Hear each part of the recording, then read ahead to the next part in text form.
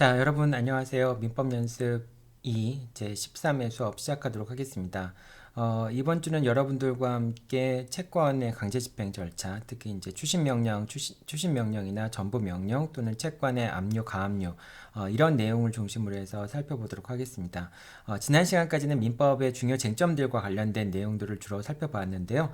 네, 이번 시간에는 이제 민법과 직접적인 관련은 없죠. 하지만 이 채권의 강제 집행 절차들은 이제 뭐 추심 명령, 전부 명령 또는 압류 관련해서 민법이 여러 군데에서 관련 있는 쟁점들이 있죠. 특히 이제 뭐 상계라든지 또는 채권 양도 또는 뭐 전세권 저당권도 마찬가지고요. 그리고 이제 채권 질권 같은 경우에도 문제가 되죠. 그래서 민법의 전반적인 내용들과 이 채권의 강제 집행 절차에 관한 내용들이 연결되어 있는 경우들이 있습니다. 근데 이제 채권의 강제 집행 절차를 제대로 이해하지 못하면은 거기서 나와 있는 내용들을 이제 민법에 관련된 그와 관련된 쟁점들을 제대로 이해할 수 없는 경우들이 생기죠. 그래서 이번 시간에는 채권의 강제 집행 절차를 전반적으로 한번 살펴보도록 하겠습니다. 자, 그러면 내용을 하나씩 살펴보도록 하죠. 먼저 이제 큰 순서로는 금전채권의 강제집행 부분을 먼저 살펴보고요. 첫 번째는 금전채권의 강제집행 절차를 살펴보고 그 다음에는 두 번째로는 소유권 이전 등기 청구권의 강제 집행. 이게 소유권 이전 등기 청구권도 채권이잖아요. 그런데 이제 이거는 금전채권은 아니니까 이것은 어떻게 강제 집행하는지 그런 내용들을 살펴보고 그 다음에 이제 결과적으로 이제 채권을 실현시키기 위해서는 전부 명령과 추심 명령을 받아야 되는데 전부 명령과 추심 명령을 받은 채권자들은 전부금을 청구하거나 추심금을 청구하게 되겠죠. 그래서 그 전부금 청구 소송과 추심금 청구 소송에 관련된 쟁점들을 살펴보도록 하겠습니다. 자, 먼저 금전채권의 강제 집행 부분 살펴보도록 하겠습니다.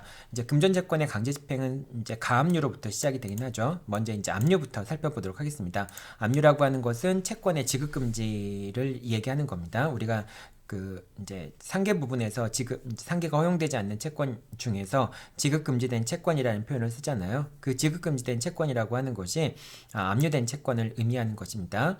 자, 물론 이제 채권이 압류되더라도 채권 발생의 원인이 되는 계약을 해지하는 것은 가능합니다. 뭐 예를 들면은 갑이 매도인이고 을이 매수인인 상태에서 이제 매도인은 매수인에 대해서 매매대금 채권을 갖고 있겠죠. 매매대금 채권을 갖고 있는데 이제 갑의 채권자가 이 매매대금 채권에 대해서 뭐 이제 압류를 한 경우에 지급 금지를 한 경우에 이제 지급 금지가 되면 을은 이제 갑한테 지급하면 안 되겠죠. 소유권 이전 등기가 을한테 이미 넘어가 있는 상태라고 하더라도 일단은 압류되어 있는 상태에서 을은 갑에게 매매대금을 지급하면 안 되겠죠. 매매대금을 지급해도 나중에 이제 그 채권자가 이제 갑의 채권자가 추심 명령을 받거나 전부 명령을 받아서 을한테 이행을 청구하더라도 을은 변제의 양변을 할 수가 없겠죠. 자, 근데 이 압류가 되어 있는 상황에서 이제 뭐 예를 들면 을이 목적물의 하자를 이유로 해서 또는 뭐 지금 소유권 이전 등기가 넘어갔는데 뭐 인도 의무의 지체를 이유로 해서 뭐 이제 그런 갑의 채무 불이행을 이유로 해서 매매 계약을 해지할 수도 있습니다. 이제 매매대금 채권이 압류됐다고 해서 매매 그 계약의 해제가 금지되는 것은 아니라고 하는 겁니다. 자, 그 다음에 이거는 이제 어떤 거랑 마찬가지예요. 이 내용들이 여러분들 관련돼서 나오는 내용들이 어디서 나옵니까? 채권자 대위권의 경우에 채권자 대위권을 제3채무자한테 통지한 경우에는 그런 경우에는 채무자가 그 채권자 대위권의 행사가 된 피대위 권리를 처분할 수 없다라고 나오잖아요. 그러니까 채권자가 채무자를 대위해서 채무자에게 채권자 대위권 행사 사실을 통지한 경우에는 이 채무자가 피대위 권리를 처분할 수 없게 되는데요. 그런데 그때 갑이 채무 불이행한 것을 이유로 해서 을이 계약을 해지하는 것은 금지되지 않는다라고 얘기를 하죠. 왜냐하면 갑이 채무를 불이행한 것 자체가 피대위 권리를 처분하는 것은 아니라고 보기 때문에 그렇습니다. 그래서 그러면서 그 논거 중에 하나가 이 피대위 권리라고 하는 것이 매매대금 채권이 지급 금지된 경우에도 결과적으로 을이 계약 해제가 허용이 되는데 채권자 대위권을 행사하는 경우에도 을의 계약의 해제가 허용되지 않을 이유가 없다라고 하는 것을 논거로 들고 있죠. 그래서 여러분도 그 지금 이제 잘 기억 안 나는 학생들은 다시 채권자 대위권 부분으로 한번 가보세요. 그럼 거기서 이제 그 채권이 압류된 경우에도 계약을 해제할 수 있다라고 하는 그 내용들, 그것이 채권자 대위권에서 제3채무자가 계약을 해제할 수 있다라고 하는 논거로 나오게 된다라고 하는 점 확인해 보기 바랍니다. 자, 일단 압류는 그렇고요. 그 다음에 가압류인데요. 이제 가압류 같은 경우에는 일단은 압류를 하기 위해서는 집행권원이 있어야 되겠죠. 압류를 하기 위해서는 집행권원이 필요합니다.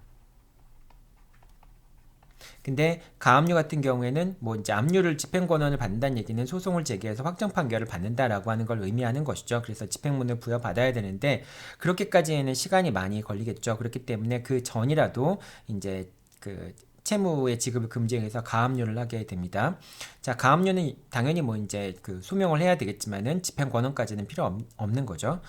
자, 가압류는 일단 임시적으로 그 지급을 금지를 막아놓는 것이기 때문에 가압류가 되었다고 해서 지급이 금지되지는 않습니다. 하지만 나중에 본압류가 되면은 가압류 시점에 압류된 효력이 발생하기 때문에 가압류 이후의 변제는 이제 집행채권자한테 대항할 수 없게 되는 경우가 발생을 하죠. 자, 그렇기 때문에 가압류 자체만으로는 지급이 금지되지 않지만은 가압류된 이후에 그것이 본압류로 전이가 되면은 결과적으로 가압류한 시점에 압류의 효력이 발생하기 때문에 제3채무자 입장에서는 됐으면은 일단은 채권자를 알 수 없다는 이유로 공탁을 하는 게 좋겠죠. 변제를 하면 안 되겠죠. 자, 뭐 이렇게 되고요. 가압류의 변제를 압류 채권자에게 주장하지 못한다는 이야기를 했었고요. 자, 그 다음에 가압류된 상태에서 역시 이제 변제도 가능하지만은 채권 양도도 가능합니다. 하지만은 일단 이제 양수인이 이행 청구도 가능하고요. 하지만 본압류가 되면은 이제 가압류의 기초에서 본압류가 이루어지게 되면은 그 본압류는 압류의 시점이 이제 가압류 시점을 소급하기 때문에 압류 채권자에게 채권 양도의 사실을 주장하지 못하게 됩니다. 그래서 이제 상대적으로 채권 양도가 무효가 되는 것이죠. 자, 여기까지가 이제 압류 절차고요. 그 다음에 이제 채권의 강제 집행 절차에서는 이제 여러분들이 세 가지 방법이 있습니다.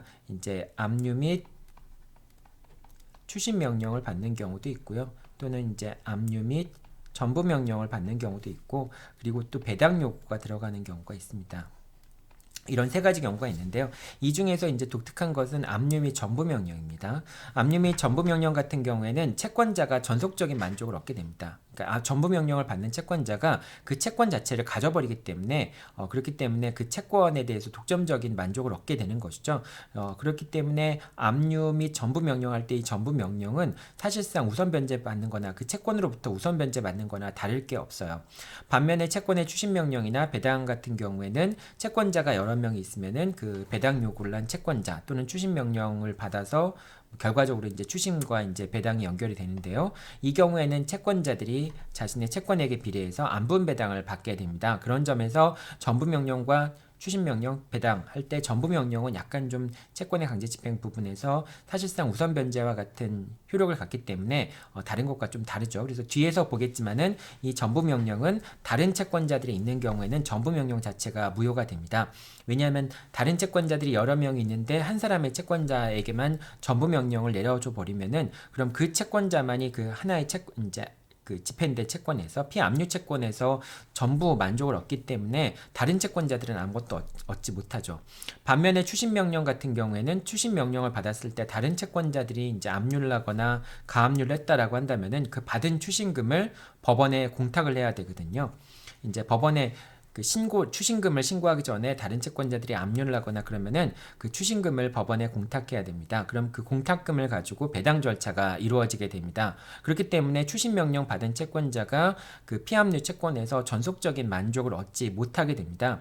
그런데 이제 전부 명령 같은 경우는 다르죠. 이제 전속적인 이제 전부 명령은 채권 자체를 취득하기 때문에 그 피압류 채권에서 자신만이 이제 독점적으로 만족을 얻게 되는 그런 점이 있기 때문에 추심 명령과 전부 명령은 채권의 강제 집행 절차이지만은 좀 차이가 있다라고 하는 점도 지금 미리 기억해 두면 좋겠죠. 자,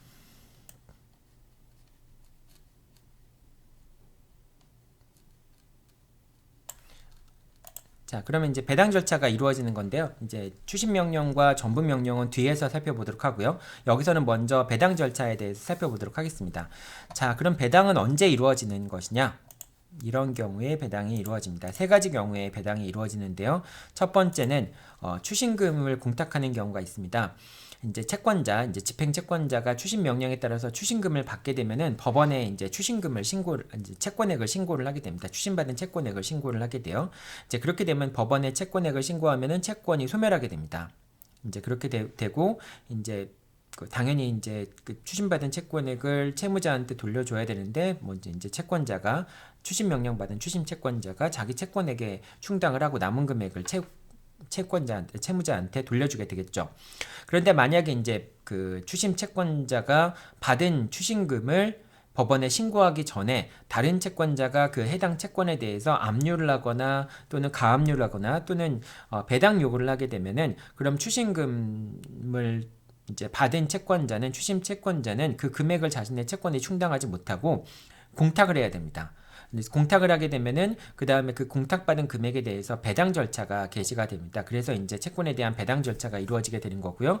배당 절차가 이루어지게 되면 그 다음부터는 뭐 이제 부동산에 대한 강제 경매나 또는 뭐 임의 경매 이런 것과 큰 차이가 없습니다. 그러니까 일단 환가가 돼서 법원에 돈이 들어왔잖아요. 그럼 그 돈을 채권자들한테 어떻게 나눠줄 건가의 절차는 부동산이든 뭐 동산이든 또는 채권이든 큰 차이가 없습니다. 결국 환가된 돈을 어떻게 나눠주는가라고 하는 절차는 다 비슷하기 때문에 그렇죠. 자, 일단은 이제 추심금 같은 경우에는 이렇게 추심 명령을 신고하기 전에 다른 채권자들이 압류 및 추심 명령, 압류 및 전부 명령을 받거나 압류 명령이나 가압류 배당 요구를 하는 경우에는 그런 경우에는 이제 공탁을 해야 되기 때문에 공탁을 하게 되면은 배당 절차가 개시가 된다라고 얘기할 수 있고요. 두 번째는 제3채무자가 공탁하는 경우가 있습니다. 제3채무자가 뭐 이제 금전 채권을 압류한 경우에 제3채무자 같은 경우에는 계속해서 갚을 수는 없지만은 그렇다고 해서 뭐 압류됐다고 해서 채무 불이행책임을 면하거나 그런 건 아니잖아요. 그렇기 때문에 제3채무자는 이제 그 공탁을 할 수가 있습니다. 이 집행공탁이라고 얘기를 하는데요. 그래서 이제 집행공탁을 하게 되고 그 사유를 법원에 신고하게 되면은 이제 공탁금이 법원에 들어오는 거잖아요. 결국은 이제 제3채무자에 대한 채권 자체가 이제 법원에서 환가가 돼서 금액으로 들어와 있게 되는 것이죠. 그럼 이제 이 금액을 가지고 법원이 배당 절차를 개시하기도 합니다. 또는 경우에 따라서는 이제 집행관이 그 채권을 현금화해서 그 현금화한 금전을 법원에 제출하게 되면 역시 배당 절차가 개시가 됩니다. 자, 이렇게 이제 추심금을 공탁하거나 주로 이제 첫 번째와 두 번째 경우가 되겠죠. 추심금을 공탁하거나 또는 제3채무자가 공탁을 함으로써 그 채권 대신에 법원에 금전이 들어왔을 경우에, 즉 환가가 이 채권에 대한 환가가 이루어졌을 경우에 법원은 그 금전을 가지고 배당 절차를 개시를 하게 됩니다. 이제 배당 절차를 개시하는데 언제까지 그럼 배당 요구를 할 수 있느냐라고 하는 건데요. 이제 추심금 같은 경우에는 추심금을 신고한 때 아까 얘기했지만 여기 법원에 추심금을 신고해야 되는데 그 전까지 다른 채권자들이 압류 및 가압류 배당 요구를 하면은 이제 배당 절차가 시작 개시된다라고 얘기를 했잖아요. 그래서 추심금을 신고한 때까지 할 수 있고요. 그 다음에 제3채무자가 공탁 신고를 하는 경우에도 제3채무자가 공탁 신고를 하는 시점까지 이제 배당 요구를 할 수 있습니다. 그리고 집행관이 현금을 법원에 제출한 경우에 그때까지 이제 배당 요구를 할 수 있습니다. 자, 그 다음에 배당 요구를 할 수 없는 시점은 언제냐? 이제 아까 얘기한 것처럼 이제 채권자들이 그러니까 그 채권에 대해서 배당 요구를 하라라고 하는 배당 요구를 요구를 하게 되는데 근데 이제 전부 명령 같은 경우에는 그 전부 명령이 제3자한테 송달되어서 확정이 되면은 전부 명령의 효력이 발생하는 거거든요. 그럼 전부 명령의 효력이 발생하게 되면 그 다음부터는 배당 요구를 할 수 없습니다. 그것도 이제 배당 요구 시점이 이렇게 되는 것이고요. 이제 배당금이 들어왔을 때 배당 절차가 개시가 되면은 결국 배당표가 작성이 되고 배당금이 지급이 됩니다. 이게 이제 요 배당표 작성부터 뭐 이런 것들은 다 그 부동산의 강제경매 절차하고 크게 차이가 없게 되겠죠. 자, 여기까지가 이제 그 배당 절차에 관련된 내용이고요. 자, 그 다음에는 이제 소유권 이전 등기 청구권의 강제 집행 절차 살펴보도록 하겠습니다. 여러분들이 이제 화면을 보면은 갑자기 여기 채권 질권에 관한 내용이 있다가 없어졌죠. 이 내용은 뒤에서 설명하는 게 좋을 것 같아서 이제 강의 도중에 요거 부분을 생략하고 뒤로 넘겼고요. 여러분이 아마 화면을 보는 중에 두 번째 나오는 내용이 좀 바뀌어 있을 겁니다. 순서를 좀 그러니까 강의 도중에 순서를 좀 바꿨어요. 자, 일단 채권에 대한 강제 집행 절차에서 압류와 이제 가압류, 그 다음에 배당 절차 등을 살펴보았습니다. 자, 그 다음에 채권의 강제 집행 절차 중에 좀 특별한 게 이제 소유권 이전 등기 청구권의 강제 집행 절차가 되겠죠. 자, 어떤 상황이 주로 이제 소유권 이전 등기 청구권이 되냐면은 갑이 을에게 이렇게 이제 매매 계약을 체결했고요. 그렇게 되면은 을이 갑에 대해서 소유권 이전 등기 청구권을 갖게 되겠죠.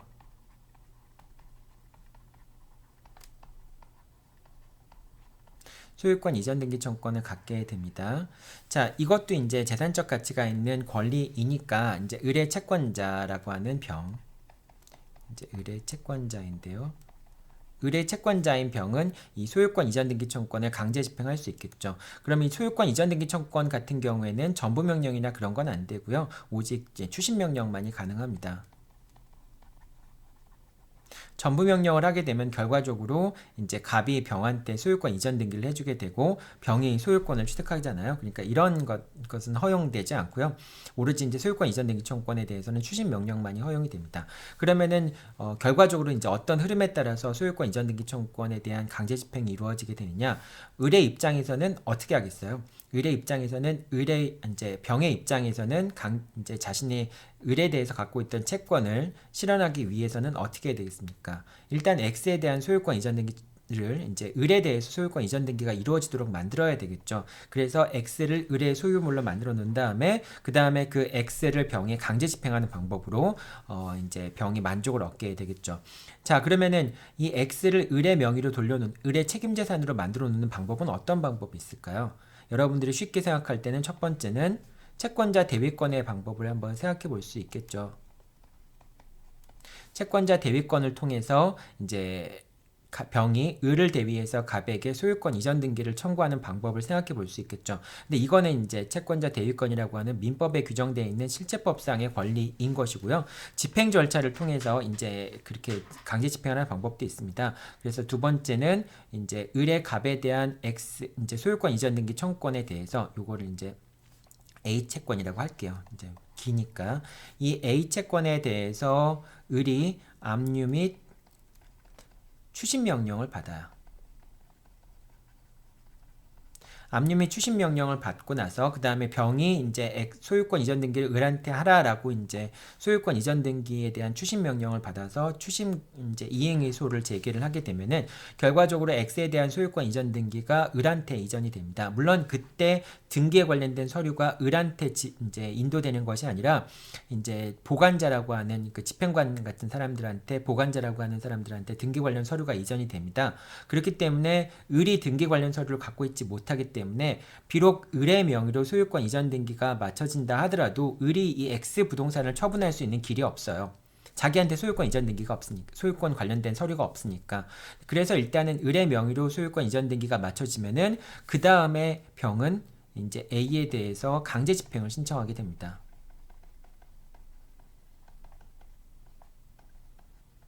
강제 집행을 신청하게 됩니다. 이런 식으로 이제 채권에 대한 강제 집행이 이루어지게 되는 거예요. 뭐 채권자 대위권도 마찬가지죠. 일단은 이제 을의 명의로 X 부동산의 소유권 이전 등기를 마치도록 한 다음에 그 다음에 이제 강제 집행에 들어가는 거 아닙니까? 네, 구조는 거의 비슷합니다. 하지만 하나는 이게 실체법상의 권리인 것이고 하나는 강제 집행의 이제 집행법상의 민사 집행법상의 제도라고 하는 점에서 차이가 있는 거죠. 자, 그래서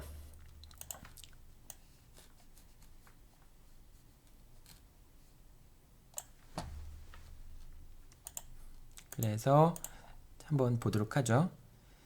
자, 먼저 소유권 이전 등기 청구권을 가압류하게 되면요. 이제 일단은 갑이 을한테 X에 대한 소유권 이전 등기 청구를 하지 말도록 소유권 이전 등기를 하지 말도록 일단 먼저 압류를 해야 되는데 근데 압류를 하려면 역시 을이 이제 압류를 하려면은 병이 을에 대해서 이제 갖고 있던 이 이제 집행채권 여기에 대해서 확정 판결을 받아서 채무 명의가 이제 집행 권한이 있어야 되겠죠. 이제 그러려면 시간이 걸리니까 병이 일단 이 소유권 이전 등기 청구권을 이제 가압류를 해둡니다. 그래서 집행 권한을 취득하기 전에 일단 먼저 집행 권한을 취득해서 이 소유권 이전 등기 청구권을 압류하기 전에 먼저 이제 병이 가압류를 해두게 됩니다. 그러면 이제 가압류를 하게 되면은 이제 당연히 갑은 을한테 X에 대한 소유권 이전 등기를 하면 안 되는데, 이제 그렇다고 해서 가압류가 됐다고 해서 이 채권자가 이행을 청구하거나 그런 것이 금지되는 것은 아니잖아요. 그러니까 채무자가 제3채무자에 대해서 이행을 청구하는 것이 금지되는 것은 아니잖아요. 그래서 이제 만약에 가압류란 상태에서도 이행을 청구한다면은 이제 당연히 이행을 청구할 수 있고요. 이때 이제 법원은 어떤 판결을 할 수 있냐? 이제 을이 갑한테 소유권 이전 등기를 청구한다라고 얘기해 볼게요. 소유권 이전 등기를 청구하는 경우에 그때 법원은 당연히 이제 가압류가 돼 있으니까, 소유권 이전 등기 청구권이 가압류가 돼 있으니까 법원은 단순 이행 판결을 내리게 되면은 뭐 동시행 같은 거 신경 쓰지 말고요. 일단 소유권 이전 등기 청구권이 있으니까 단순 이행 판결을 내려주면은 가압류가 되어 있음에도 불구하고 소유권 이전 등기가 이루어질 수 있잖아요. 이제 그렇게 되면 가압류한 게 의미가 없게 되겠죠. 그래서 법원은 가압류를 해제 조건으로 해서 소유권 이전 등기 절차를 이행할 것을 명하는 판결을 내리게 됩니다. 자, 일단은 가압류가 끝난 다음에 그 다음에 이제 만약에 병이 을을 상대로 해서 이제 소송을 제기해서 승소 판결을 얻었고 집행 권한을 취득했다라고 한다면은 비로소 이제 소유권 이전 등기 청구권에 대해서 압류 및 이제 환가 절차를 진행할 수가 있겠죠. 이제 압류 및 추심 명령 같은 걸 받을 수 있는데, 첫 번째 이제 집행 채권자는 압류 명령을 받은 다음에 추심 명령을 받을 수 있습니다.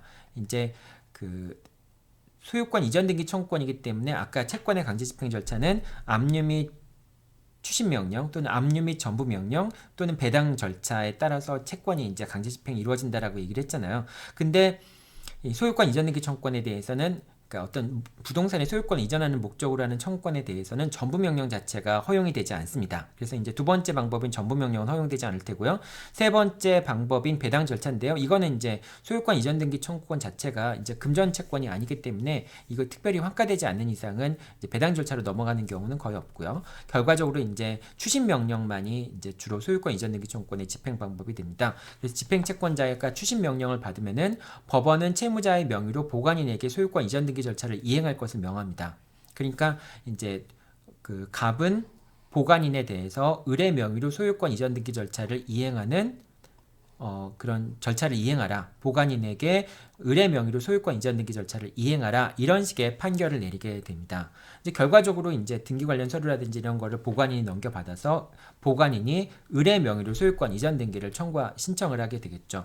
그렇게 돼서 이제 결과적으로 X 부동산의 소유권이 을한테 넘어오게 되면은, 그러면 병은 그 부동산에 대해서 강제 경매를 신청하게 됩니다. 자, 일단 이제 압류가 되면은 지급금지가 되는 것이고요. 그러면 제3채무자는 소유권 이전 등기를 하면 안 되죠. 제3채무자는 소유권 이전 등기를 하면 안 됩니다.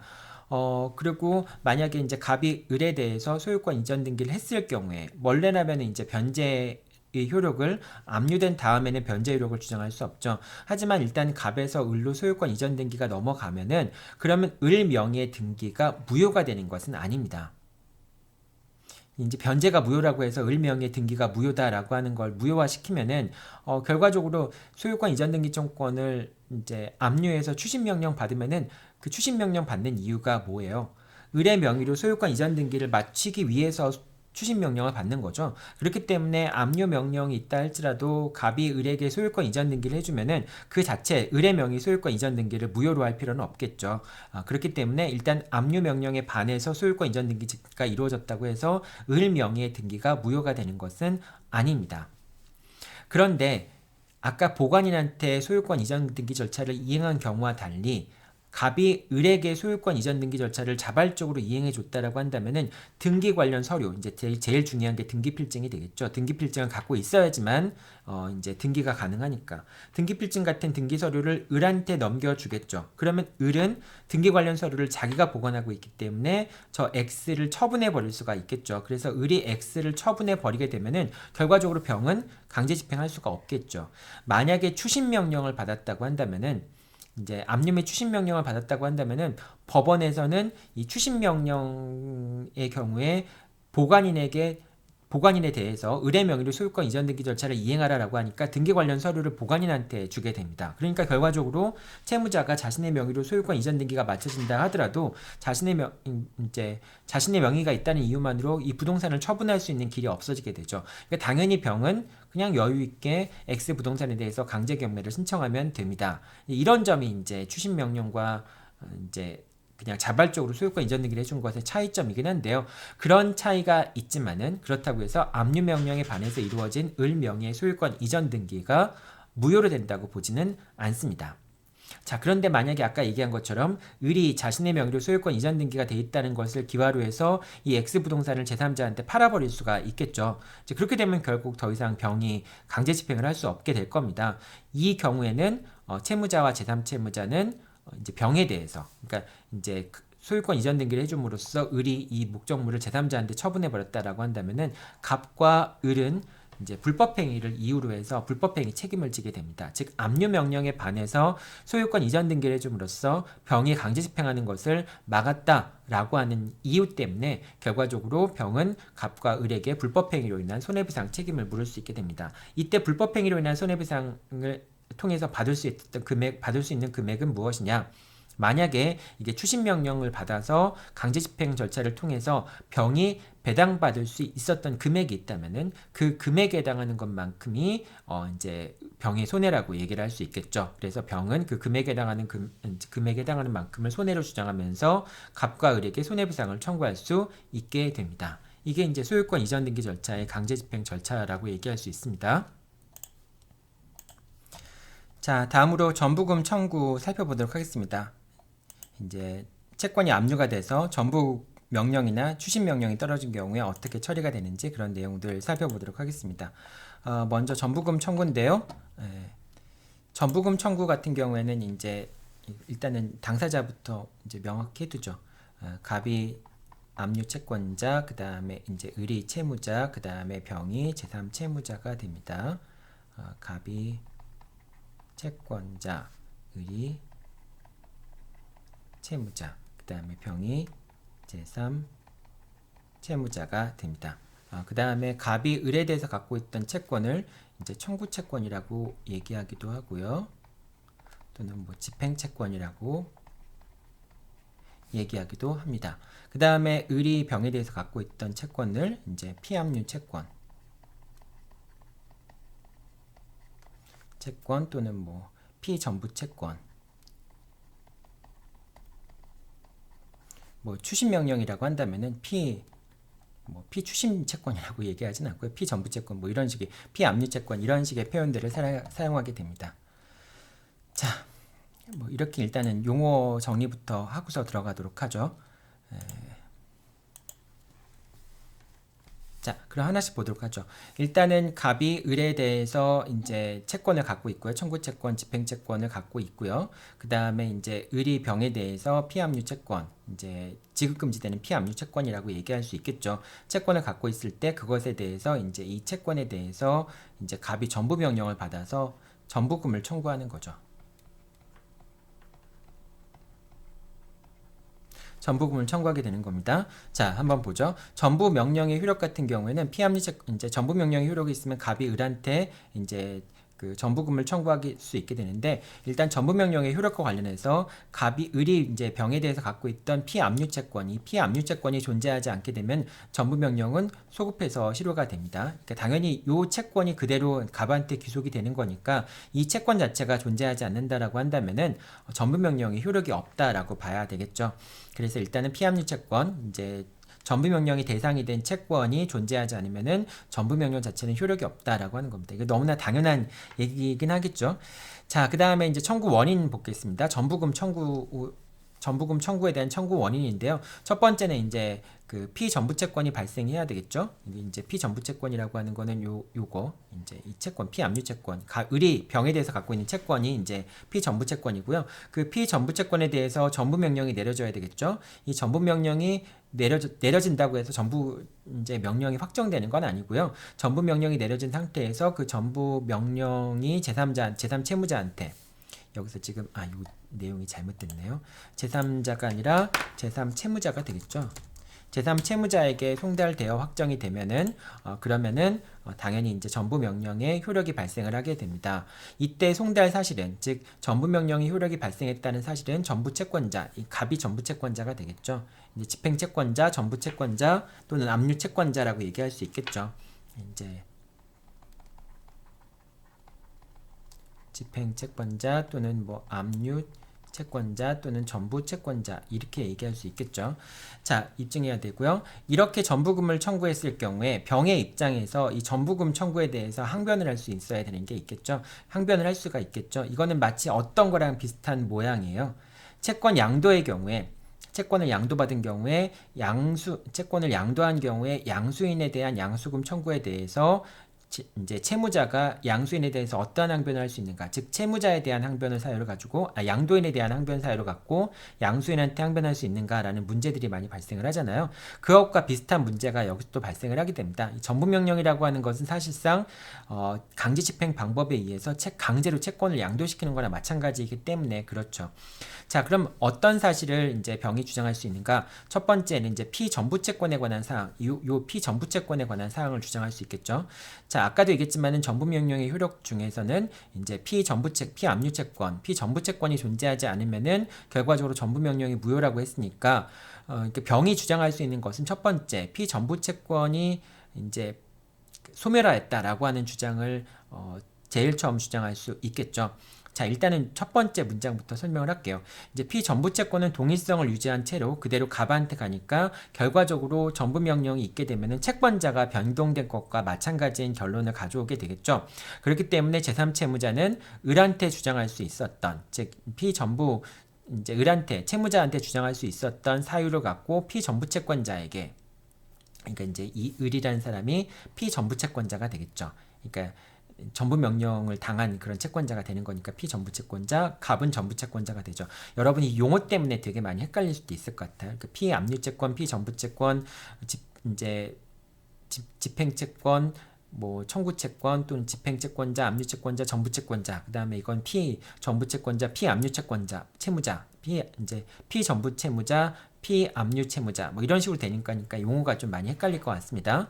자, 어쨌든 피전부 채권자에 대해서 가지고 있던 항변 사유를 전부 채권자에게 주장이 가능하게 됩니다. 그러니까 이제 을에 대해서 갖고 있던 이제 그 항변 사유를 갖고 갑한테 주장할 수 있다라고 하는 것이죠. 그런 사유는 어떤 사유가 있을까요? 그러니까 전부명령이 효력이 발생되기 전에 변제되었거나 면제되었거나 뭐 양도되었다든지 또는 송달 전후를 이유로 해서 그러니까 압류된 거나 뭐 전부명령이 효력이 발생되었다고 해서 계약의 취소가 불가능한 게 아니니까 또는 계약의 해제가 불가능한 것이 아니니까 이제 그 계약 자체가 취소되었다 또는 해제되었다는 항변을 하거나 또는 동시행 관계에 있는 경우, 즉 이제 피압류채권, 즉 을이 병에 대해서 갖고 있던 채권, 요거를 이제 우리 편의상 자꾸 이제 피압류채권이라고 보면 헷갈리니까 을이 병에 대해서 갖고 있던 채권을 A채권이라고 얘기를 할게요. 근데 이제 이 A채권이라는 것이 을과 병 사이에 매매계약이라든지 그런 이제 계약 관계에서 발생하는 그런 채권일 수 있겠죠. 그래서 동시행 관계인 경우가 있을 수 있겠죠. 그래서 이제 예를 들면 병이 을에 대해서 갖고 있는 채권, 요거는 이제 B채권이라고 얘기를 할게요. 이제 병이 을에 대해서 채권자인 경우도 있을 수 있겠죠. 이제 이게 만약에 동시행 관계에 있다라고 한다면은 그러면은 병은 을에게 동시행 양변을 할 수 있었던 것을 갑에게도 주장할 수 있게 됩니다. 자, 그다음에 만약에 이 A 채권 자체가, 즉 피압류 채권 자체가 임대차 보증금 반환 채권이라고 한다면은 이제 그러면은 이제 병이 임대인이 되는 것이고 을이 임차인이 되는 것이죠. 그런데 임대차 보증금 반환 채권 같은 경우에는 임대차가 종료한 다음부터 목적물이 반환되기 전까지 임차인이 부담하는 연체 차임이라든지 또는 차임 상당의 부당이득이라든지 또는 손해배상 채무라든지 그런 모든 채무를 담보하는 것이죠. 그렇기 때문에 당연히 그 금액들이 이제 보증금에서 공제가 됐고 그 남은 범위 내에서 보증금 반환 채권이 인정이 되는 것이죠.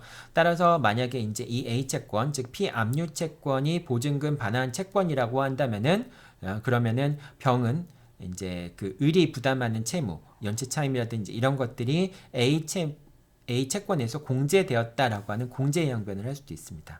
이제 공제 양변을 할 수도 있고요. 그리고 이제 갑이 이제 그 전부금의 지급을 청구할 때 보증금에 해당하는 전부금의 지급을 청구할 때 병은 그것이 임대차 관계에서 공제 양변을 해서 결국 갑한테 그 공제 양변을 주장할 수가 있게 되겠죠. 자, 그 다음에 이제 양도급, 이제 요거는 이제 항변 사유가 안 되는 건데요. 을과 병 사이에 채권을 양도하지 않기로 하는 특약이 있었던 것만 가지고는 양도를 할 수 없잖아요. 그러니까 만약에 을과 병 사이에 채권 양도를 하지 않기로 하는 특약이 있었던 경우에는 그런 경우에는 을은 병에게 채권 양도를 할 수가 없게 되죠. 물론 선의의 제3자 또는 이제 그 선의인 것에 대해서 중과실이 없는 제3자 같은 경우에는 유효하게 채권을 양도금지 특약에도 불구하고 유효하게 채권을 취득하지만은 어쨌든 을과 병 사이에 채권 양도금지 특약이 있다라고 한다면은 병은 채권을 양도할 수 없게 되겠죠. 그런데 이 채권 양도금지 특약이 있다고 해서 갑이 채권을 강제 집행하는 것이 금지되는 것은 아닙니다. 그래서 갑은 채권 양도금지 특약이 있다는 사실을 알고 있더라도 이제 전부 명령을 신청할 수 있고요. 유효하게 전부 명령을 받을 수 있다라고 하는 겁니다. 자, 그 다음에 이제 이제 첫 번째는 이 피전부 채권에 대해서 이제 이것이 변제로 소멸했다든지 그런 주장들을 이제 병의할 수도 있을 거고요. 병 같은 입장에서는 또 전부 명령이 유효하냐 여부를 다툴 수도 있습니다. 그래서 예를 들면 전부 명령이 송달되기 전에 아까도 얘기했지만 전부 명령이 송달되기 전에 다른 채권자들이 압류, 가압류, 배당 요구를 하게 되면 그러니까 전부 명령이 송달된다라고 하는 것은 전부 명령이 확정되기 전이죠. 아까도 얘기했지만은 전부 명령이 확정된 다음부터는 배당 요구라든지 그런 걸 할 수 없다라고 얘기를 했죠. 그 얘기는 다시 또 얘기하면은 일단은 전부 명령이 확정된 다음에는 또 반대 입장에서 얘기한다면은 더 이상 채권을 압류하거나 가압류하거나 배당 요구할 수 없습니다. 이미 채권은 갑한테 넘어가 버린 상태가 되기 때문이죠. 자, 그런데 이제 그 전부 명령이 병한테 송달이 되어서 전부 명령이 확정되기 전에 다른 채권자들, 그 이제 병의 다른 채권자들이 을의 다른 채권자들이 이제 갑이 아닌 을의 다른 채권자들이 요 을의 병에 대한 A 채권에 대해서 뭐 또 가압류를 하거나 압류를 하거나 또는 배당 요구를 한 경우라면은 그러면은 더 이상 전부 명령이 유효하지 않고 전부 명령은 무효가 됩니다. 그래서 그 다음부터는 다시 또 다른 절차에 따라서 추심 명령이라든지 또는 배당 요구 절차에 따라서 채권에 대한 강제 집행 절차가 이루어지게 됩니다. 자, 다만 이제 이 전부 명령이 무효인 경우에는 피전부 채권에 대해서 압류 등이 경합하는 경우라 할지라도, 그러니까 피전부 채권에 대해서 요 A 채권에 대해서 압류들이 경합하는 경우라 할지라도, 뭐 예를 들면 이 A 채권액이 얼마냐면 1억이에요. 1억인데 이제 갑이 을에 대해서 갖고 있던 청구 채권이 5천만 원이에요. 그리고 다른 채권자, 뭐 이걸 정이라고 얘기합시다. 정이라는 채권자가 이 A 채권에 대해서 얼마만큼의 청구 채권을 가지고 가압류를 하거나 압류를 했냐? 정이라는 사람은 1,000만 원을 가지고 했습니다. 자, 그렇게 되면은 어떻게 돼요?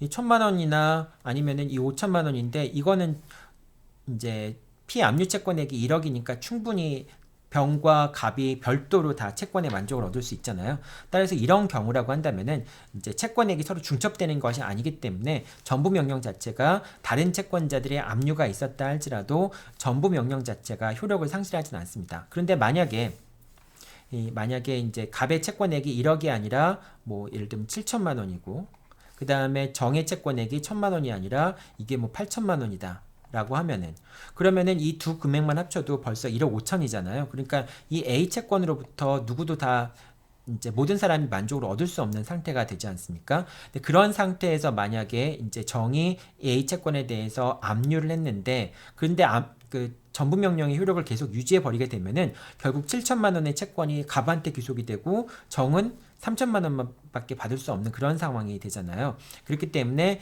이 채권액이 서로 중첩돼서 이 피압류 채권, 피전부 채권액을 넘어서는 경우에는 청구 채권액들의 합이 이제 채권자들의 청구 채권액의 합이 피압류 채권액을 넘어서는 경우에는 그런 경우에는 한 채권자에 대해서 인정된 전부 명령이 효력이 없다라고 하는 것입니다. 그 얘기를 여기서 하고 있는 거예요. 그래서 원칙적으로 이제 전부 명령 같은 경우에는 다른 이제 집행 채권자들 뭐 압류 명령을 받았거나 또는 뭐 배당 요구를 한 채권자들이 있을 때 그 사람들의 채권액이 이 피압류 채권, 피전부 채권액을 넘어서게 되면은 그럼 특정인에 대한 전부 명령은 무효가 되는 것이고요. 그렇지 않다면은 다른 채권자들이 압류를 했더라도 이제 전부 명령이 무효가 되지 않습니다. 물론 이제 이 문제는 어느 시점을 기준으로 해서 전부 명령이 효력을 발생하는 시점, 즉 전부 명령이 송달되는 시점을 기준으로 해서 그 이후에 그 전에 다른 채권자들이 압류를 했을 경우를 얘기하는 거죠. 전부 명령이 효력을 발생하게 되면은 그 다음부터는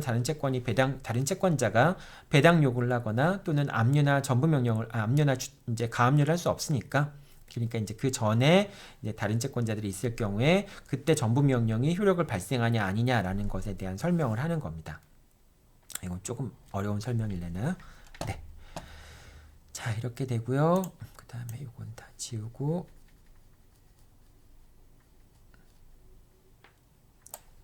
이제 제일 어려운 부분 중에 하나죠. 이제 민법에서 많이 나오는 것 중에 하나인데요. 예, 이제 이 제3채무자가 상계양변을 하는 경우들이 있죠. 제3채무자가 이제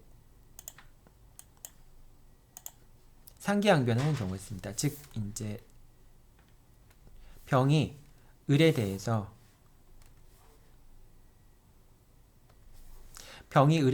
비채권을 갖고 있는 경우에 이 비채권을 갖고 이제 상계할 수 있었을 거 아니에요. A채권과 상계할 수 있었는데 이 A채권이 전부 명령에 의해서 갑한테 넘어갔을 때 그때 이제 갑이 A채권을 갖고 있게 될 텐데 그러면은 병이 을에 대해서 갖고 있는 B채권을 가지고 이제 갑에게 상계를 할 수 있겠는가, 상계양변을 할 수 있겠는가라는 부분이 문제가 되죠. 여러분들 이 문제가 나오면 항상 세 가지를 생각해야 된다 그랬죠. 첫 번째는 압류 전에 상계 적상 상태에 있었는가. 즉 이제 병이 을한테 지급 금지, A채권에 대해서 더 이상 지급을 할 수 없는 지급 금지 상태에 있었을 때 그 압류 전에 B채권을 취득하였는가. 그 B채권이 취득해서 B채권과 A채권이 압류 전에 상계 적상 상태에 있었는가. 첫 번째 경우고요. 두 번째 경우는 압류 전에 상계 적상 상태에 있는 건 아니었는데 그런데 이제 압류 전에 B채권을 취득한 건 맞고요. 그 경우에 이제 상계가 가능한가 여부. 또 세 번째 경우는 압류된 후에 이제 A채권이 압류된 후에 병이 을에 대해서 B채권을 취득한 경우. 이 세 가지 경우를 나눠서 봐야 된다고 했죠. 마지막 경우부터 얘기해 볼게요.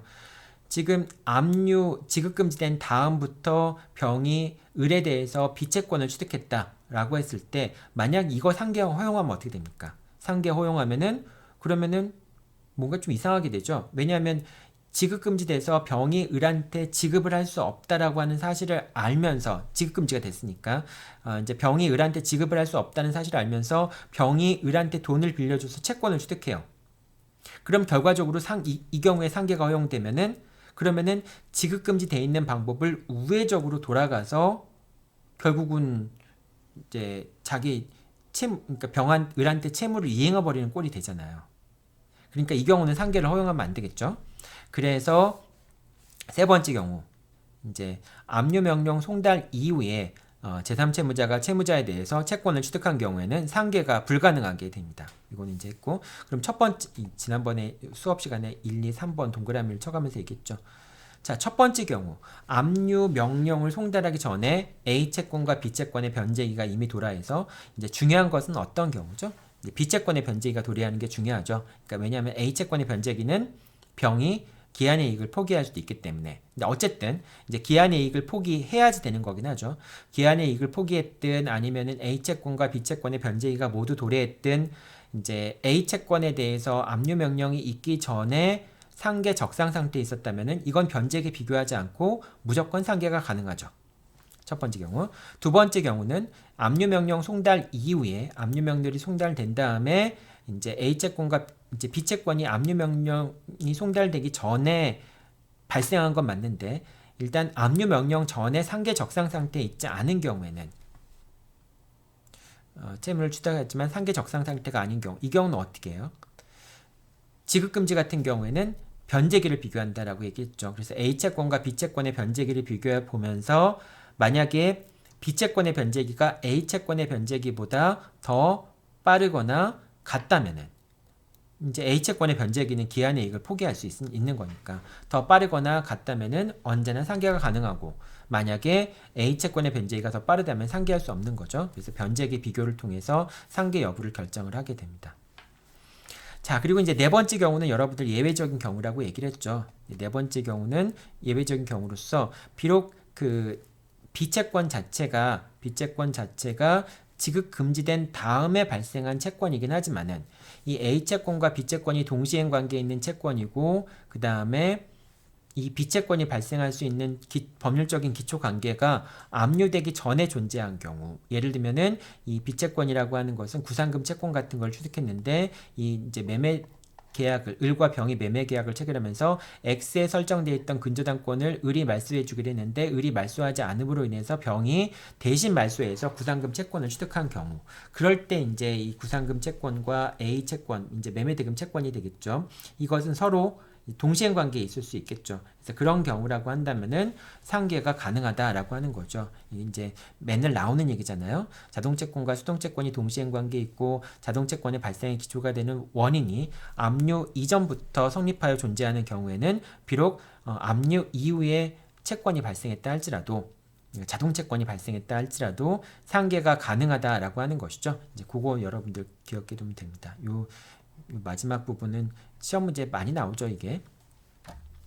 자, 여기까지가 이제 전부 명령에 관련된 내용들이었습니다. 자, 그 다음에 추심 명령에 관련된 내용들 한번 보도록 할게요. 자, 추심 명령은 이제 당연히 추심 명령 같은 경우에도 이 추심 채권이 존재를 해야 되고요. 이걸 어떻게 정리를 해야 되나? 잠깐 짠하고 다 지우고 올게요. 자, 보도록 하죠. 이제 아까 그림은 그대로 남겨놨고 전부명령에 관련된 내용들만 지웠습니다. 자, 추심금을 청구하기 위해서는 먼저 추심채권, 이제 A채권이 존재를 해야 되겠죠. 을이 병에 대해서 채권을 갖고 있어야 되고요. 그 다음에 여기에 대해서 추심명령이 내려져야 되고, 그 다음에 제3채무자한테 송달이 되었을 때 비로소 이제 이 추심명령은 확정이 됩니다. 자, 추심명령이 확정이 되면은 이 추심명령 자체는 을이 병에 대해서 갖고 있던 그 A 채권 자체가 갑한테 귀속되는 것은 아니에요. 여전히 이제 이 A 채권은 을한테 귀속이 되지만은 이 A 채권을 행사할 수 있는 사람, 이것은 이제 갑밖에 없습니다. 갑만이 A 채권을 행사할 수 있는 겁니다. 그래서 이걸 이제 제3자 소송 담당이라고 얘기를 합니다. 소송법 집행법상으로는 이제 병만이 이제 갑만이 병에 대해서 이 A 채권을 행사할 수 있는 게 됩니다. 이건 이제 제3자 소송 담당, 법정 소송 담당이라고 하는 것은 채권자 대위권과 마찬가지인 것이죠. 그래서 갑이 을을 대위해서 이제 추심 명령을 받아서 직접 병한테 청구를 하는 것이나, 또는 갑이 을을 대위해서 이 청구 채권을 피대위 권리로 해서 피보전 권리로 해서 을이 병한테 갖고 있는 A 채권을 피대위 권리로 해서 채권자 대위권 행사할 수도 있는 것이죠. 그런 채권자 대위권 행사하는 방법에 따라서 이제 갑이 병한테 직접 이행을 청구할 수도 있고요. 또는 추심 명령을 받는 방법에 의해서 직접 청구할 수 있습니다. 자, 그런데 이제 채권자 대위권을 통해서 이제 직접 갑이 병한테 청구할 때는 을이 병한테 청구하는 것도 상관없죠. 소송법상으로 이게 중복 소송이 되거나 또는 뭐 이제 기판형 문제가 발생하는 경우가 아니라고 한다면은 을이 병한테 이행을 청구하는 것 자체가 문제가 될 건 없고요. 병이 을한테 또 이행을 하는 것도 문제가 되지 않죠. 그것이 이제 채권자 대위권의 기본적인 목적이니까. 자, 그런데 이제 추심 명령 같은 경우는 지급이 금지돼 있으니까 병은 을한테 지급하면 안 되고요. 그리고 일단은 추심 명령을 받은 다음에는 소송을 제기할 수 있는 권한은 갑만이 갖고 있습니다. 그래서 갑만이 소송을 제기할 수 있는 권한을 갖고 있기 때문에 갑이 비록 추심금의 이행을 청구하지 않더라도, 소를 제기하지 않더라도 을은 병을 상대로 해서 소를 제기할 수가 없어요. 그래서 만약에 을이 병을 상대로 해서 소를 제기하게 되면은 그거는 당사자 능력이 없는 사람이 소를 제기한 것이기, 당사자 적격이 없는 사람이 소를 제기한 것이기 때문에 각하가 돼야 됩니다. 비록 을이 A 채권의 채권자이긴 하지만은 A 채권을 추심할 수 있는 권한이 없기 때문에 결과적으로 을이 병에 대해서 제기한 추심금 이제 이행 청구의 소는 기각이 될 수밖에 없다라고 하는 겁니다. 자, 물론 이제 이 추심 명령이 있었기 때문에 을이 병한테 대해서 이행을 청구할 수 없게 되는 것이고요. 이 추심 명령 자체가 효력을 상실한다면 당연히 을은 병에 대해서 이 A 채권의 채권자로서 이행을 청구할 수 있게 되는 것이죠. 자, 추심권의 범위는 원칙적으로 피압류 채권의 전액에 미치게 됩니다. 자, 이거는 추심 명령 같은 경우에는 받아서 그만큼을 이제 자기가 다 갖는 것이 아니라 결과적으로 법원에 이제 신고를 해서 이제 공탁을 해야 되잖아요. 만약에 다른 채권자들이 배당을 요구하게 된다면은. 그렇기 때문에 피압류 채권의 전액에 대해서 이제 추심을 청구할 수 있게 됩니다. 채권자 대위권 같은 경우에는 이제 피대위 권리의 범위 내에서만 이행을 청구할 수 있잖아요. 그리고 그것을 갑이 전속적으로 이제 다 만족을 얻을 수 있게 되잖아요. 그런 반면에 이제 추심 명령을 통해서 추심금을 받는 경우에는, 그런 경우에는 이제 다 받아낼 수는 있지만은 그 금액 자체를 공탁해야 되는 경우가 있을 수 있다는 점만 기억해 두면 될 것 같습니다. 자, 그럼 마찬가지로 이제 병의 입장에서는 추심금을 청구하는 경우에 병의 입장에서는 항변을 할 수 있겠죠. 이제 추심금의 추심 채권에 관한 항변 같은 경우에는 뭐 추심 채권이 이제 A 채권에 관한 항변인 거죠. A 채권이 변제 등으로 소멸했다. 뭐 이런 얘기를 할 수도 있고요. 그 다음에 상계 항변도 가능하죠. 전부명령과 동일한 그런 주장을 할 수가 있게 됩니다. 따라서 뭐 이제 이 B 채권 자체가 뭐 압류 전에 상계 적상 상태에 있었다든지 또는 압류되기 전에 발생했고 변제가 더 빠르거나 뭐 A 채권 같다든지 뭐 그런 얘기 또는 뭐 이제 그 비록 압류 이후에 B채권이 발생했지만은 그 B채권이 발생할 수 있는 기초적 법률 관계가 압류 전에 이미 존재했고 그 다음에 A채권과 B채권의 변제기가 A채권과 B채권이 동시행 관계이다 라고 하는 점을 주장하면서 뭐 상계를 할 수도 있겠죠. 자, 그 다음에 이제 추심 명령 자체에 대한 항변이 있을 수도 있는데요. 이제 피전부채권의 뭐 권리장애 사실이라든지 뭐 이런 제3채 무자가 입증이 된다. 뭐 이거는 사실 이게 여기 왜 들어갔냐? 이거는 추심채권에 관한 항변인데 피전부채권 요거는 여러분들이 추심채권으로 들어가야 되겠죠? 추심 명령 자체에 대한 거니까 집행채권 자체의 부존재나 소멸을 주장할 수 없다. 전부명령의 경우도 마찬가지인데요. 이거는 이제 그 피전부채권의 부존재나 이런 건 당연히 다툴 수 있죠. 하지만은 이 집행채권의 부존재나 소멸 같은 경우, 이제 요 집행채권, 요 갑이 을에 대해서 갖고 있던 집행채권의 부존재나 이런 것은 다툴 수가 없다라고 하는 것도 여러분들 기억해 두세요. 자, 요거 여러분 또 이제 보면은 나중에 문장이 바뀌어 있을 텐데 요거는 잘라서 위에다 넣을게요. 추심채권에 관련된 사항이니까. 자. 여기까지 하고요. 그 다음 마지막 사안은 이제 채권 질권에 관한 실행 방법입니다. 채권 질권 같은 경우는 이렇게 되는 거죠. 갑이 이제 을에 대해서 채권을 갖고 있는데 이제 병에 대해서 갖고 있던 A 채권을 갖고 있는데 이 A 채권에 대해서 갑에게 채권 질권을 설정해 주는 거죠.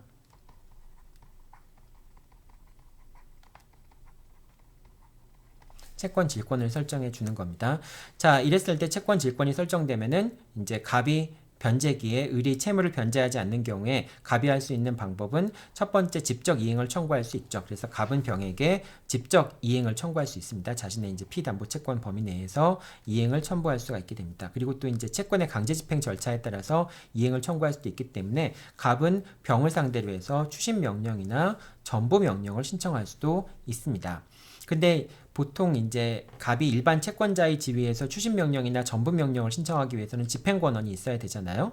근데 이 경우에는 집행 권한이 필요 없죠. 왜냐하면 담보권자이기 때문에 그렇습니다. 여러분 부동산의 이제 경매의 경우에도 일반 채권자가 경매를 신청하기 위해서는 집행 권한이 필요하죠. 그래서 그러니까 집행문에다가 판결문에다가 집행문을 부여받아야 되는데 그런데 저당권 실행이라든지 담보권 실행을 위한 경매의 경우에는 별도로 집행 권한이 필요 없죠. 그냥 담보권자라는 걸 입증하면은 바로 경매를 신청할 수 있잖아요. 담보권이라는 것 자체가 이제 채무자가 채무를 변제하지 않는 경우에 목적물을 처분할 수 있는 그런 권리이기 때문에 그런 것이죠. 그렇기 때문에 담보권자 같은 경우에는 별도로 이제 집행 권한이 없이 자신이 담보권자라는 것만 입증을 하면은 그러니까 집행 절차를 취할 수 있게 되죠. 마찬가지로 채권 질권자가 이 A 채권에 대해서 전부 명령 및 추심 명령을 신청하는 경우에는 그런 경우에는 별도로 집행 권한 없이 바로 채권 질권자임을 증명하는 서류를 제출함으로써 추심 명령이나 전부 명령을 신청할 수 있게 됩니다. 그게 차이점이죠. 자, 그리고 만약에 이제 이 A 채권에 대해서 배당이 이루어지게 된다면은 이 A 채권에 대해서 배당이 이루어지게 된다면은 갑은 이제 채권 질권자니까 뭐 예를 들면은 추심 명령이나 전부 명령을 받거나 또는 배당 요구를 할 수도 있겠죠. 여기서 이제 뭐 배당 요구를 할 수도 있는데 배당 요구도 할 수 있는데 이때 배당 요구를 할 때 이 A 채권으로부터 환가된 금액 뭐 이제 공탁금이라든지 추심금이라든지 그런 환가된 금액이 결국 채권자들한테 나눠질 텐데 그때 갑은 안분 배당을 받는 것이 아니라 이 A 채권에 대해서 담보권이 있는 자이기 때문에 우선 변제를 받게 되죠. 그래서 만약에 을의 다른 채권자들 뭐 예를 들면은 정1, 정2, 정3 뭐 이런 사람들이 있었고 이 사람들도 배당 요구를 하였거나 또는 뭐 압류를 하였거나 이런 경우가 있을 수 있겠죠. 자, 그럴 때 원칙적으로 한다면은 이 A 채권에 대해서 뭐 A 채권에게 공탁되어서 이 금액들이 배당이 되는 경우라면은 그러면은 이제 갑과 이렇게 이제 정1, 정2, 정3한테 배당이 이루어지는 배당표가 작성이 되면서 그때 배당표 작성의 원칙은 각각의 채권액에 비례해서 안분 배당되는 게 원칙이 되겠죠. 자, 그런데 지금 여기서는 갑은 그냥 단순한 일반 채권자가 아니란 말이에요. A 채권에 대해서 채권 질권을 갖고 있는 담보권자라는 것이죠. 그렇기 때문에 갑은 A 채권으로부터 우선 변제를 받을 수 있는 권리가 있는 사람이 되고요. 그래서 배당이 이루어지게 되는 경우에는 먼저 갑에게 먼저 배당이 이루어지고 그 남는 금액에 대해서 정1, 정2, 정3 명의로 배당이 이루어지게 됩니다. 이제 이렇게 되는 얘기를 하는 거고요. 그리고 아까 얘기했을 때 전부명령 같은 경우에는 전부명령이 확정되기 전에 다른 채권자들이 전부금을 청구하는 경우에는 전부금을 청구하는 다른 채권자들이 압류하거나 가압류하거나 배당 요구를 하는 경우에는 전부명령 자체가 효력이 발생하지 않는다라고 얘기를 했었죠. 자, 근데 그거는 왜 그래요? 만약에 그 다른 채권자들이 있음에도 불구하고 한 명의 채권자한테 전부명령을 해버리면은 다른 채권자들도 배당 요구를 했음에도 불구하고 한 명의 채권자한테 전부명령을 이제 내려버리면은 그럼 다른 채권자들이 더 이상 만족을 얻을 수 없게 되잖아요. 그래서 채권자 평등의 원칙을 고려하기 때문에 결과적으로 다른 채권자들이 전부명령 효력 발생 전에 압류나 가압류나 배당 요구를 한 경우에는 전부명령이 효력을 상실한다라고 얘기를 하죠. 자, 그런데 이 채권 질권자인 갑 같은 경우에는 어차피 A 채권으로부터 자기가 우선적으로 변제를 받을 수 있는 사람, 이제 A 채권으로부터 자기가 먼저 변제를 받을 수 있는 사람에 해당하기 때문에 그 사람에 대해서 전부명령이 내려진다 하더라도 다른 채권자들을 해한다라고 볼 수가 없겠죠. 다른 채권자들을 불이익하게 만든다라고 볼 수 없게 되겠죠. 그렇기 때문에 이제 전부명령을 신청할 때 그 전부명령을 신청한 다음에 이제 전부명령의 효력이 발생하기 전에 다른 채권자들이 압류나 그렇게 했다 할지라도 그런 다른 채권자들이 또 우선 변제권이 있는 그런 채권자들이 아니라고 한다면은 그러면은 전부명령 자체는 효력이 있게 됩니다. 그러니까 일반 채권자들에 대한 전부명령과 채권 질권자에 대한 전부명령은 분명히 차이가 있게 되겠죠. 자, 그 다음에 이제 요 물상 대위 같은 경우 채권 이제 요거는 이제 채권 질권은 아니죠. 이 물상 대위 같은 경우에도 이제 압류나 추심 명령이 있는 경우에 전부 이제 추심 명령이나 전부 명령이 가능하죠. 물상 대위 같은 경우에는 일단은 이제 이 압류부터 해놓아야 되겠죠. 근데 압류부터 해놓을 때 다른 제3자가 압류해도 상관없는 것이고요. 압류만 된 상태에서 일단 추심 명령이나 전부 명령을 신청할 수 있는데 이 경우도 마찬가지입니다.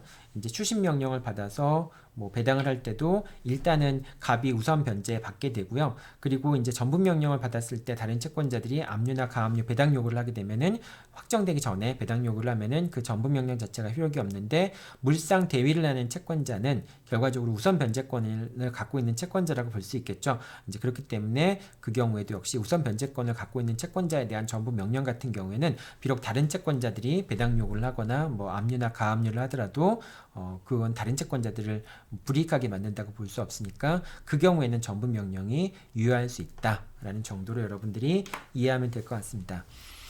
자, 그 추심 명령과 전부 명령 또는 채권의 강제 집행, 소유권 이전 등기 청구권의 강제 집행, 뭐 이제 이런 거, 또 압류와 가압류에 관련된 쟁점들, 이게 이제 민법에서 군데군데 많이 나오거든요. 그래서 여러분들이 군데군데 나오다 보니까 이게 체계적으로 공부하지 못하게 되는 경우들이 있어요. 그래서 일단은 이걸 한 군데 다 모아서 체계적으로 좀 살펴봤는데요.